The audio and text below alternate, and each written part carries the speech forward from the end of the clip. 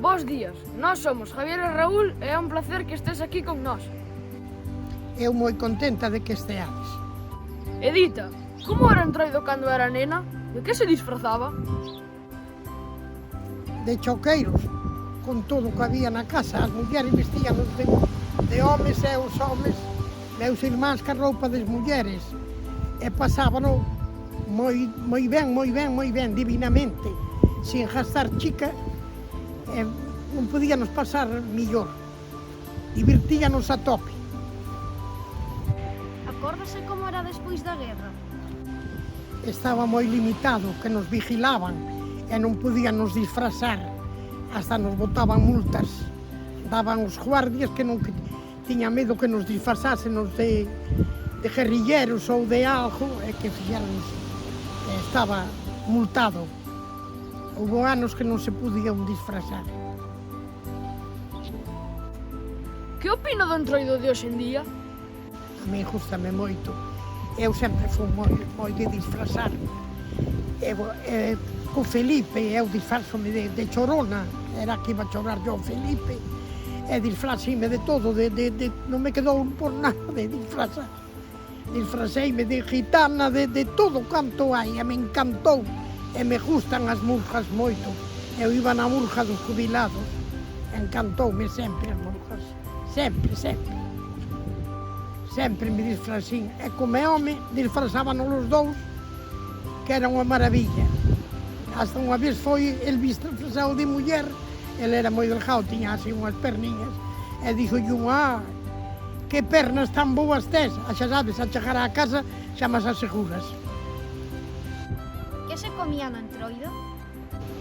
Cocidos, o cocido que non faltase, comíase de todo, empanadas, todo, e facíanse uns pantullos de tripa de porco, facíanse filloas, rosquillas.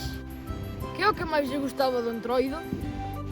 Gustábame todo, principalmente disfrazarme e andar nas murjas e correr o Entroido polas portas, porque ibas de porta en porta e pedías orellas e pedías e dabanche, ibas a unha porta e dabanche unha orella, outros unha filloa, andabas así antiguamente, de porta en porta, e gustábame disfrazarme e máis pasalo ben cos meus compañeiros, moi ben, gustábame todo, a comida e a diversión que se pasaba. Coñeces algunha historia sobre Entroido? Antes as maletas eran de cartón, e miña abuela tiña unha maleta jardada como ouro en pano, e eu collínlla para levar de carnaval e metía unha vasililla de porcelana dentro, chea de plumas, que era que matara unha galiña. E fun eu coas amigas, fomos hasta a porta da iglesia, e entón a abrir a maleta, así as plumas, e un que estaba ali medio botado para adiante, doulle unha patada á maleta. Ai, que enseñou que me ia botar miña abuela fora, que era a maleta que tiña jardada, que era un pouco máis gode má maleta. Xa non quixen saber máis nada. Recollín e vime. Sabes quen é o Felipe? O Felipe foi como unha tradición despois de carnavales. Despois de carnavales, o Felipe facíase con moita roupa das que sobraban de carnavales. Facían un muñeco con palla, facíanlle, era como se fora un home de palla, hasta lle poñían unha gaita grande, e bueno, queimábanos despois, era unha festa, íbanos pola carretera, cantábanos, aí ven o Felipe, queredelo ver, andade lixeiros, que vai a morrer, con taco no cu que lle van a meter.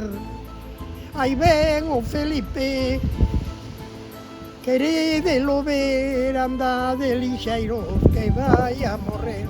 Aí ven o Felipe polo Malacón, vendendo patacas, arreal e patacón, arreal o patacón. Aí ven o Felipe polo Malecón. Moitas grazas, Edita, por estar aquí con nós e por contestar as nosas preguntas. Moitas grazas.